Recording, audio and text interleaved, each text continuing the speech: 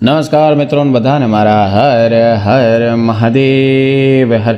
મિત્રો એક વિડીયોમાં મને કમેન્ટ આવી હતી કે સર ખાસ કરીને તુલસીના છોડમાં રોજ પાણી નાખવાથી શું થાય છે. તો મિત્રો આજનો ટોપિક આપણો તે જ હશે. મિત્રો તુલસીના છોડમાં તમે દરરોજ પાણી નાખો છો તો શું થાય છે. મિત્રો નમસ્કાર મિત્રો, સોશિયલ તમારું હાર્દિક સ્વાગત છે. મિત્રો એક રીતે વાત કરીએ તો હિન્દુ ધર્મમાં તુલસીના છોડ તો ખૂબ જ પવિત્ર માનવામાં આવે છે, બહુ સારું માનવામાં આવે છે. મિત્રો આ છોડને આપણે સાક્ષાત ભગવાન વિષ્ણુ અને માતા લક્ષ્મીનો વાસ હોય છે. કયામાં? આ છોડમાં. મિત્રો એક રીતે જોઈએ તો ભગવાન વિષ્ણુ તુલસીના પાન વગર કોઈ પણ પ્રકારનો ભોગ સ્વીકારતા જ નથી. હા મિત્રો, આ એક ગુપ્ત વાત છે જે ભગવાન વિષ્ણુ હોય છે તેમાં જો તુલસીનો પાન ના હોય તો ભોગ તેનો સ્વીકારતા જ નથી. એટલા માટે જે વ્યક્તિ ખાસ કરીને તુલસીની પૂજા કરે છે અને તેને ક્યારેય પણ ખરાબ સમયનો અથવા દુર્ભાગ્યનો સામનો કરવો પડતો જ નથી. હા મિત્રો, તુલસીને તમે જોવો તો એક રીતે જળ ચડાવવાથી, પાણી ચડાવવાથી શું ફળ મળે છે તો તે વિશે આપણે આગળ જાણીએ. મિત્રો એક મહાન કથાથી આપણે સાંભળીએ.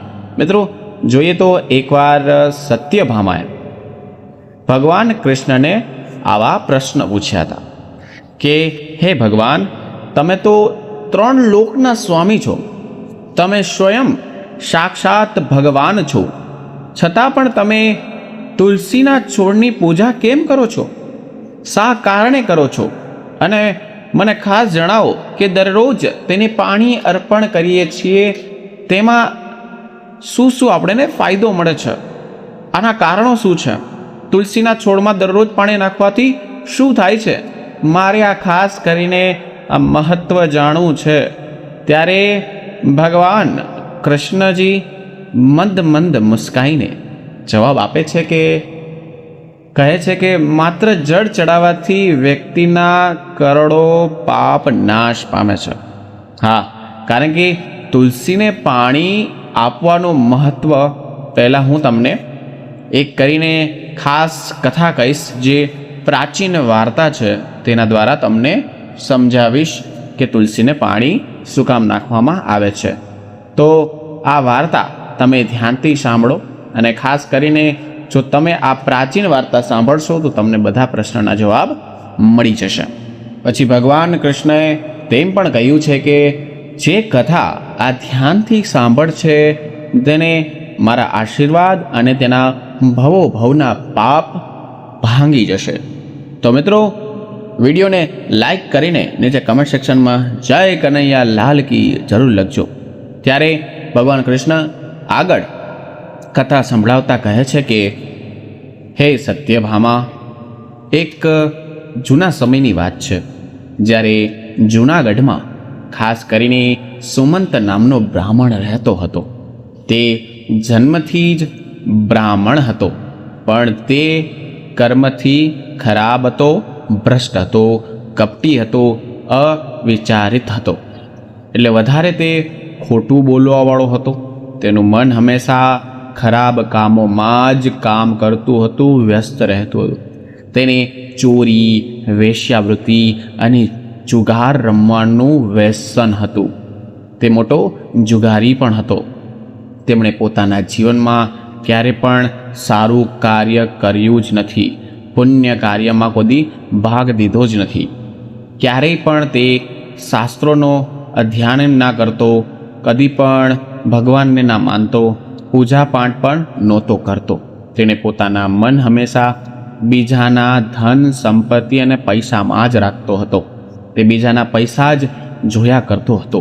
તે દિવસ દરમિયાન પૈસા કમાતો અને રાતે ખાસ કરીને વેશ્યાઓ સાથે તે સમય વિતાવતો હતો. આ રીતે તે અત્યંત પાપી પોતાનું જીવન પાપથી જીવતો હતો. પોતાનું જીવન પાપથી ભરી નાખ્યું હતું. તેણે ક્યારેય પણ ભગવાન વિષ્ણુનું નામ નહોતું લીધું. કોઈ ભગવાનને કે દેવીની પૂજા નહોતો કરતો. તેણે આ રીતે પાપ કરવામાં ઘણા વર્ષો વિતાવ્યા હતા. પછી તે સુમંત બ્રાહ્મણ ખરીદી અને વેચાણમાં કરવા માટે ખાસ કરીને દ્વારકા નગરી આવે છે. તે શહેરની નજીક એક નદી હોય છે, તેનું નામ છે ગોમતી. તે નદીમાં સ્નાન કરવા માટે લોકો દૂર દૂરથી આવે છે. તે નદી એકદમ પવિત્ર હતી અને તે નદીમાં બ્રાહ્મણો ખાસ કરીને તેમાં સ્નાન કરવા, પોતાના પાપ ધોવા અને ભગવાનમાં લીન થવા માટે ત્યાં સ્નાન કરવા આવે છે. મિત્રો, ત્યારે બ્રાહ્મણ એક નદીના કિનારે જોઈ છે તો એક આશ્રમ હોય છે. તે આશ્રમમાં ઘણા વિદ્વાન બ્રાહ્મણો પુરાણો અને જૂની જૂની કિતાબો વાંચતા હતા અને ભગવાન વિષ્ણુની સ્તુતિ કરવામાં મગ્ન હતા, ધ્યાનમાં હતા. તે ખાસ કરીને પાખંડી સુમંત પણ ઢોંગ કરીને, ખોટે ખોટા વ્યવહાર કરીને તેમની સાથે ત્યાં રોકાઈ જાય છે. તે વિદ્વાન બ્રાહ્મણો સાથે રહીને તે શ્રી હરિવિષ્ણુનું નામ સાંભળવાની તક પણ મળી જાય છે. તે 1 મહિના સુધી તે જગ્યામાં રહે છે. પછી ત્યાં આવેલા લોકોએ ગાયોની પૂજા કરીને બ્રાહ્મણોને ભોજન પીરસે છે. તો ત્યારે પણ આ પાપી બ્રાહ્મણ પણ તેની સાથે બેસીને રોજ ભોજન કરતો હતો, ભગવાનનો પ્રસાદ ગ્રહણ કરતો હતો. ત્યાં જ એક આશ્રમમાં ખાસ કરીને મોટું તુલસીનો છોડ હતો. તે બ્રાહ્મણ જાણીએ અજાણીએ તે તુલસીના છોડને પાણી આપતો હતો. તે શું કરી રહ્યો હતો તેને પણ તેનો ખ્યાલ નહોતો. ત્યાં એને તેની ખબર ન હતી કે રોજ હું શું કરી રહ્યો છું. તે દરરોજ સવારે વહેલો જાગીને એક વાસણમાં પાણી લઈને માતા તુલસીના છોડમાં પાણી રોજ અર્પણ કરતો હતો, રોજ નાખતો હતો. એક દિવસ જ્યારે તે આશ્રમમાં રાતે સૂતો હતો ત્યારે એક સાપ તે જગ્યાએ આવ્યો અને તે સાપને ડંખ માર્યો, દસી ગયો. તે પાપી બ્રાહ્મણ તેની ઊંઘમાં નિંદરમાં તેમાં મૃત્યુ પામ્યો. હા મિત્રો, અને ત્યારે સવારે જ્યારે બીજા બ્રાહ્મણે તેમને બેભાન અવસ્થામાં જોયો, તેમણે તુલસીના પાન અને તુલસીનું પાણી તેના મોઢામાં નાખ્યું. હા મિત્રો, પછી બધા બ્રાહ્મણોને ખબર પડી જ ગઈ કે તે વ્યક્તિ મરી ગયો છે, મૃત્યુ પામી ગયો છે.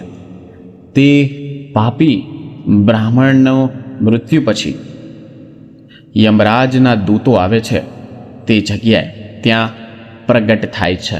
તેને ખાસ કરીને પકડીને તેને યમલોકમાં લઈ જવા લાગ્યા. તે માર્ગમાં જતાં જતાં બ્રાહ્મણ વિલાપ કરવા લાગ્યો, રોવા લાગ્યો અને યમદૂતને કહે છે કે હે યમરાજ, હે યમદૂત, તમે મને ખાસ કરીને ક્યાં લઈ જાઓ છો? મારા મૃત્યુનું કારણ શું છે તે તો મને કહો. પછી યમરાજ કહેવા લાગ્યા કે હે પાપી બ્રાહ્મણ, તમે જન્મથી જ ખરાબ કામ કર્યા છે. જન્મથી મૃત્યુ લગી તમે ઘણાય પાપો કર્યા છે. તારા પાપના લીધે તને કાળો સાપ કરડ્યો છે અને તું ત્યાં ને ત્યાં મરી ગયો છો.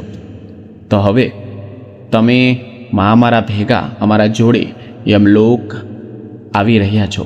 ત્યારે યમરાજ તમારા પાપોનો હિસાબ જોશે, પછી નક્કી કરશે કે તમને નરકમાં જવાનું છે કે સ્વર્ગમાં જવાનું છે. પછી બ્રાહ્મણ મોઢેથી રડવા લાગ્યો અને તે યમદૂતને પાસે ક્ષમાની ભીખ માંગવા લાગ્યો અને કહેવા લાગ્યો, મને માફ કરો, મારી ભૂલ થઈ હોય, મને માફ કરો. પરંતુ યમરાજના દૂતો પર તેને સહેજ પણ દયા ના આવે, કારણ કે તેને જ યમરાજ કહેવામાં આવે છે. મિત્રો, તેને યમલોકમાં લઈ ગયા અને જ્યારે યમરાજના દૂત એટલે કે યમના દૂત તે બ્રાહ્મણને લઈને યમરાજ પાસે પહોંચ્યા ત્યારે યમરાજની પાસે બેઠા હોય છે બાજુમાં, જેનું નામ છે ચિત્રગુપ્ત. ચિત્રગુપ્ત તેને તેના જન્મથી લઈને મૃત્યુ સમયનો બધો ચિઠ્ઠો હિસાબ કાઢે છે. ત્યારે યમરાજને કહે છે કે હે મહારાજ, આ બ્રાહ્મણ તો નાનપણથી લઈને મૃત્યુ સુધી તેને પાપ જ કર્યા છે. તેણે કાંઈ પણ એકે જાતનું પુણ્ય કર્યું જ નથી. તેને સમગ્ર કલ્પ માટે નરકમાં નાખવો જ જોશે. ત્યારે યમરાજજી કહે છે કે હે દૂત, આવા ખરાબ બ્રાહ્મણ, આવા બ્રાહ્મણને જે આખી જિંદગી પાપ જ કરે છે, તેને મારી સામેથી દૂર કરો અને તેને કુંભી પાકમ નામનું નરક હોય છે તેમાં નાખી દો. ત્યારે યમરાજને આજ્ઞા અનુસાર યમના દૂત હોય છે તે પાપી બ્રાહ્મણને હસી કાઢ્યો અને ત્યાંથી તેણે મુગદારથી મારવા પડ્યો, જેના કારણે બ્રાહ્મણનું માથું ફાટી ગયું ત્યાંને ત્યાં. તેઓ તેને કુંભી પાક નામના નરકમાં લઈ જાય છે અને ભયંકર નરકમાં ઉકાળેલા તેલમાં મોટા મોટા ગળા હોય છે, જેની નીચે બહુ મોટી આગ લાગતી હોય છે. પછી યમરાજના દૂતે તે બ્રાહ્મણને ઉકાળેલું ફૂલ તેલના ગળામાં નાખી દીધો, પરંતુ જેવો તે બ્રાહ્મણ ઉકાળેલા તેલમાં ગળામાં પડ્યું તો મિત્રો અચાનક તે તેલનો ઘડો ઠંડો થઈ ગયો અને તેમાં ગુલાબના ફૂલ આવી ગયા. મિત્રો, આ એક વિચિત્ર ઘટના હતી જે બની હતી અને યમના દૂત તો એ વિચારવા લાગ્યા, એ આશ્ચર્યચકિત થઈ ગયા કે આ પહેલી વાર આવું બન્યું છે. કોઈ પણ આવું કાંઈ કદી પણ બનતું જ નથી. આટલા પાપી બ્રાહ્મણને અમે તેલમાં નાખ્યો, છતાં પણ ઘડો ઠંડો થઈ ગયો. તો આ બધા ઉકાળેલા તેલમાં પાડ્યો તોય તેને કાંઈ ના થયું. તો પહેલો બ્રાહ્મણ જે હતો એને તેલમાં અચાનક ઠંડુ થઈ ગયું, આ કેવી રીતના બની શકે? આ આશ્ચર્ય જોઈને યમના દૂત આમ ડરી ગયા કે આ શું થયું. તે જ ગતિથી યમરાજ પાસે પહોંચી ગયો એક દૂત અને યમરાજને કહેવા લાગ્યો કે હે દૂત, આ શું થયું?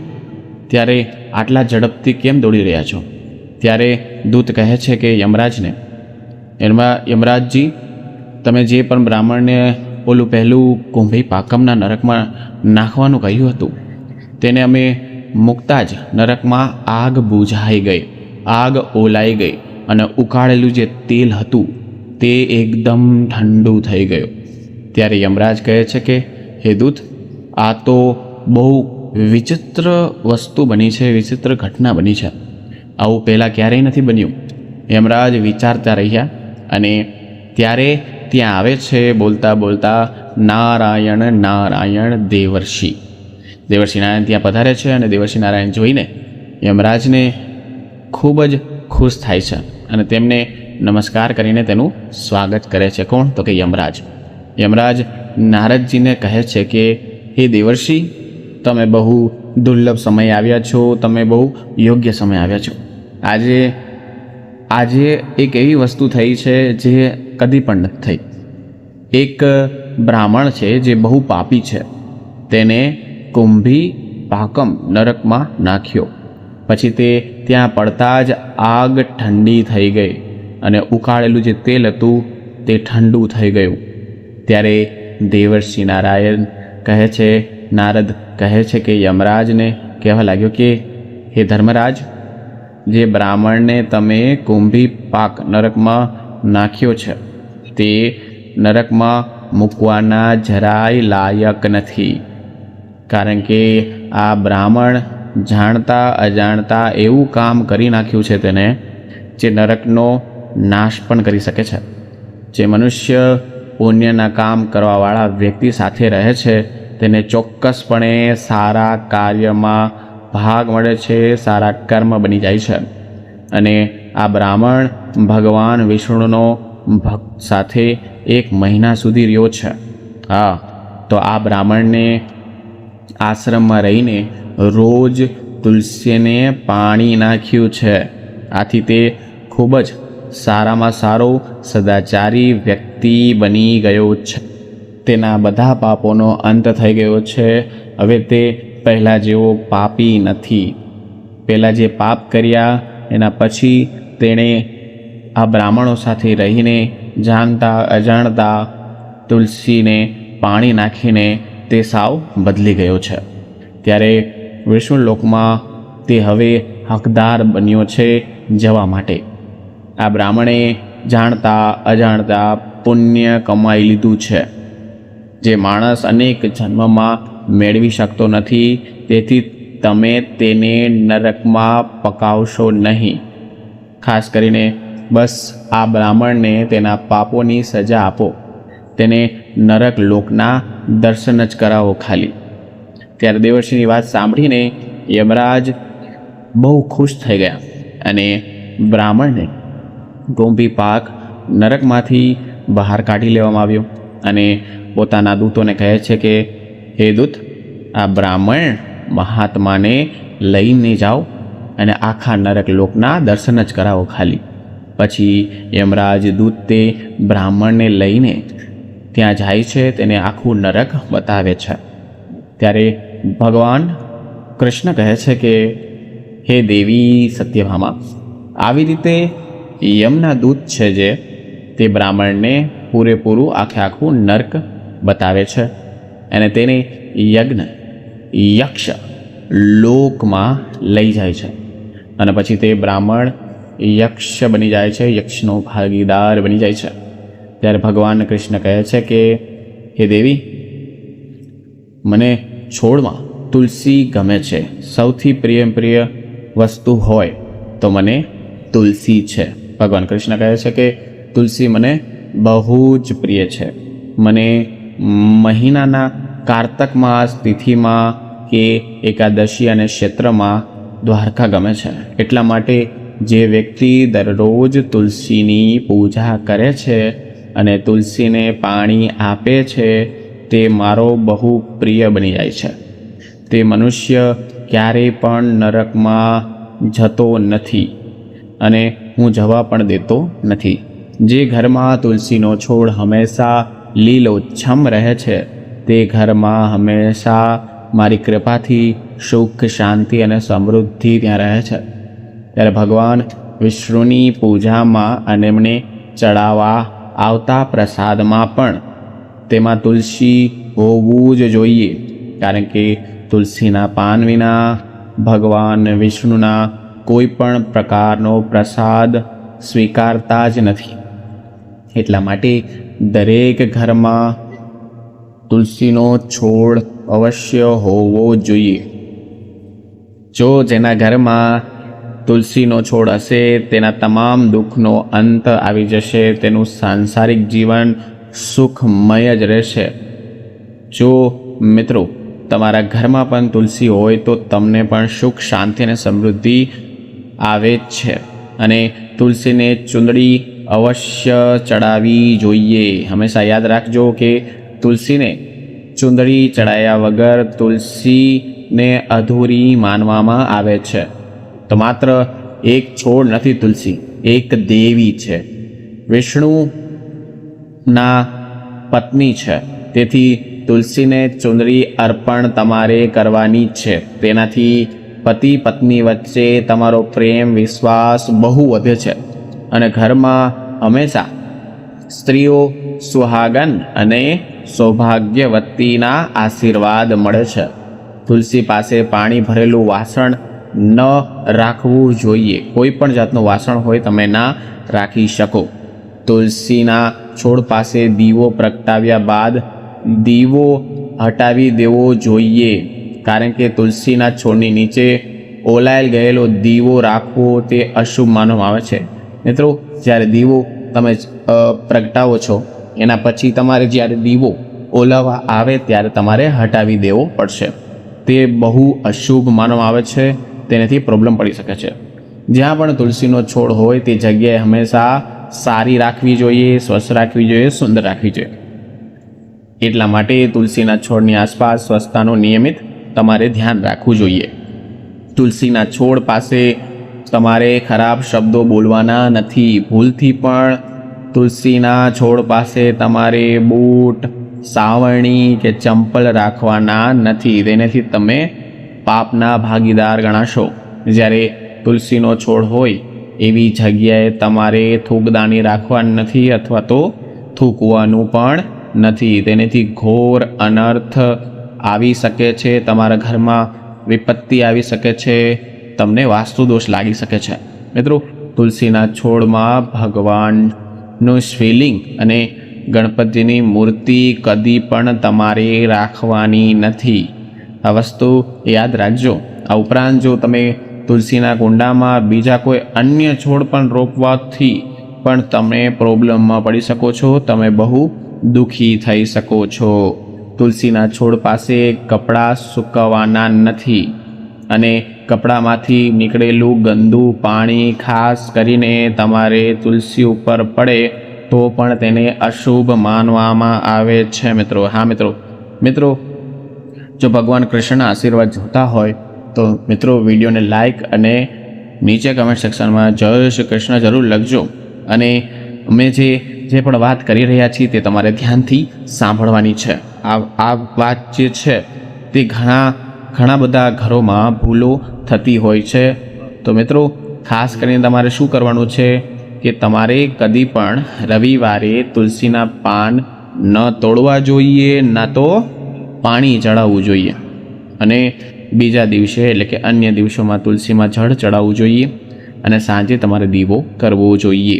ધ્યાન રાખો કે તુલસીનો છોડ નખ વડે તમારે કદી પણ તોડવાનો નથી, કારણ કે આને શું કહેવાય છે? આને તુલસીમાનું અપમાન કહેવાય છે. જો તુલસીના પાન તમારા ઘરમાં સુકાઈ જાય અને ખરી જાય છે તો કચરામાં તમારે ફેંકવાના નથી. તમે તે પાંદડાને તુલસીની માટીમાં દાટી દેવાના છે. અમુક માણસો હોય છે જે તૂટેલા પાંદડા હોય છે તેને પગ નીચે દબાવી દે છે અથવા એમણામ જ રસ્તામાં ઘા કરી દે. મિત્રો, તેનાથી પણ તમને પાપ લાગી શકે છે. મિત્રો, ઘણીવાર તુલસીઓ, ખાસ કરીને તમે જોયું હશે કે સ્ત્રીઓ વાળ ખોલીને રાખે છે અને સ્નાન કર્યા પછી તુલસીને પાણી અર્પણ કરે છે. મિત્રો, તમારે આ ના કરવું જોઈએ. ખાસ કરીને સ્ત્રીઓને પોતાના વાળ બાંધીને જ કપાળમાં સિંદૂર લગાવીને તુલસી માને પાણી ચડાવવાનું છે. તેનાથી તુલસી માના આશીર્વાદ તમને મળતા રહેશે. તુલસીના છોડમાં ક્યારેય તમારે ગંદી જગ્યાએ લગાવવાનું નથી. મિત્રો, જેમ કે નજીક કોઈના કેમ કે ગટર હોય કે બાથરૂમ હોય તેની નજીક નથી રાખવાનું, નહીતર ગંદુ પાણી તુલસીના છોડમાં ઉડી શકે છે, પડી શકે છે, જેને અશુભ પરિણામ માનવામાં આવે છે. મિત્રો, ઘરમાં તુલસીનો છોડ લગાવતી વખતે તમારે શું ધ્યાન રાખવાનું છે? તે માટે તમારે ગંદી માટીનો ઉપયોગ નથી કરવાનો. સ્મશાન ભૂમિ અથવા તો કોઈ પણ ખરાબ જગ્યાની માટી તમે વાપરો છો તે તુલસીના છોડમાં વાપરવાનું નથી. આ કારણે તુલસીમાં ગુસ્સે થઈ શકે છે અને તમને પ્રોબ્લેમમાં આવી શકો છો. મિત્રો, આપણે એક રીતે જો શાસ્ત્ર અનુસાર જોઈએ ને તો શાસ્ત્રોમાં લખેલું છે કે સ્ત્રીઓ જે છે તુલસીઓ પાસે જાય છે. ખાસ કરીને જ્યારે સ્ત્રીઓ માસિક ધર્મમાં હોય છે, માસિક દરમિયાન તુલસીના છોડ પર પાણી તમારે ન નાખવું જોઈએ અને તુલસીને તમારે અડવું પણ ના જોઈએ, સ્પર્શ પણ ના કરવો. તે ખાસ કરીને વર્જિત માનવામાં આવે છે. મિત્રો, સ્નાન કર્યા વિના તુલસીના પાણી અર્પણ ના કરવું જોઈએ. તુલસીને પાણી આપતા સમયે તમારે ધ્યાન રાખો કે પાણી તમારા પગ પર ન પડે. અમુક માણસો હોય છે કે બહુ ઊંચેથી પાણી નાખે છે અને એ પાણી સીધું પગ દ્વારા નીચે પડે છે, તો તે પણ ના કરવું જોઈએ. તુલસીનું અપમાન ગણાય છે. ઘરમાં તુલસીનો છોડ ક્યારેય તમારે સૂકવા દેવાનો નથી. મિત્રો, એક રીતે આપણે જોઈએ, શાસ્ત્રમાં જોઈએ તો તુલસીના છોડને સૂકવવાથી પણ તમારા ઘરમાં અકાળ મૃત્યુનો સંકેત મળે છે. તમારા ઘરમાં અકાળ મૃત્યુ થઈ શકે છે. જો ઘરમાં તુલસીનો છોડ સુકાઈ જાય તો ઘરમાં સુખ, સમૃદ્ધિ, શાંતિ બધું વેર વિખેર થઈ જાય છે. સૂકા તુલસી માતા લક્ષ્મીનો વાસ કહેવાતો નથી, યાદ રાખજો. અને ભગવાન શ્રી કૃષ્ણ કહે છે કે દરરોજ તુલસીના દર્શન કરવાથી પણ તમને સ્વર્ગની પ્રાપ્તિ થાય છે. તમારા ઘરમાં હંમેશા ખુશીઓની વેર વિખેર થાય છે, ખુશીઓ જ આવે છે. અને તુલસીના પાનનું સેવન કરવાથી પણ તમારા પાપ નષ્ટ થઈ જાય છે. યાદ રાખજો, તુલસીનો છોડ હંમેશા ઘરની સામે લગાવવો જોઈએ. હવે કઈ જગ્યાએ લગાવવો જોઈએ હું તમને ધ્યાનપૂર્વક સાંભળો. તેને તમારે પૂર્વ કે ઉત્તર દિશામાં રાખવું જોઈએ, કારણ કે તે જ સારામાં સારું અને શુભ માનવામાં આવે છે. તુલસી પાસે રણના છોડ અત્યંત અશુભ માનવામાં આવે છે. હા મિત્રો, આવા છોડમાં નકારાત્મક ઉર્જા બહાર આવે છે. તુલસીના છોડમાં તમારે શાલિગ્રામ જે આવે છે, કાળા કલરનો પથ્થર, તે રાખવો જોઈએ, કારણ કે બહુ શુભ કહેવાય. શાલિગ્રામ તુલસીના કુંડામાં રાખવાથી તમને તુલસીમાં વધુ શુભ પ્રભાવ, સારા પ્રભાવ જોવા મળી શકે છે. શાલિગ્રામને કોને કહેવાય છે, શાલિગ્રામ શું છે, તો હું તમને કહી દઉં કે શાલિગ્રામ ભગવાન વિષ્ણુનું નિરાકાર સ્વરૂપ જ છે. આ મિત્રો, તે કાળા રંગનો પથ્થર જે છે તે મૂલ્યવાન માનવામાં આવે છે. જો તમે તેને તુલસીના કુંડામાં રાખશો તો તમારા ઘરમાં તમામ ખરાબ જે ઉર્જા છે તે ચાલી જશે, વહી જશે, નષ્ટ થઈ જશે. ઘરમાં એક જ શાલિગ્રામની પૂજા કરવાની છે. તમારે શાલિગ્રામ એક જ લેવાનું છે આખા ઘરમાં. અમુક માણસો હોય છે જે બબે શાલિગ્રામ રાખે છે. મિત્રો, એવું નથી કરવાનું. તમારી 2 શાલિગ્રામ નથી રાખવાના. અને મિત્રો, ખાસ કરીને તમારે એક જ શાલિગ્રામ રાખવાનું. અને શાલિગ્રામ પર ચંદન લગાડવું જરૂરી છે. તેના પર તુલસીના પાન રાખવાના છે. શાલિગ્રામને દરરોજ પંચામૃતથી સ્નાન કરાવવાનું છે. જો નહીં ન થઈ શકે કે ટાઈમ ના હોય તો તમે અઠવાડિયામાં જ્યારે શાલિગ્રામ રાખો છો તો તમારે આ નીતિ નિયમનું પાલન કરવું જ જોઈએ, નહીંતર તમે પાપના ભાગીદાર બનશો. શાલિગ્રામને અઠવાડિયામાં એકવાર તો તમારે પંચામૃતથી સ્નાન કરાવવાનું છે. આમ કરવાથી તમારા બધા પાપો નાશ થઈ જશે.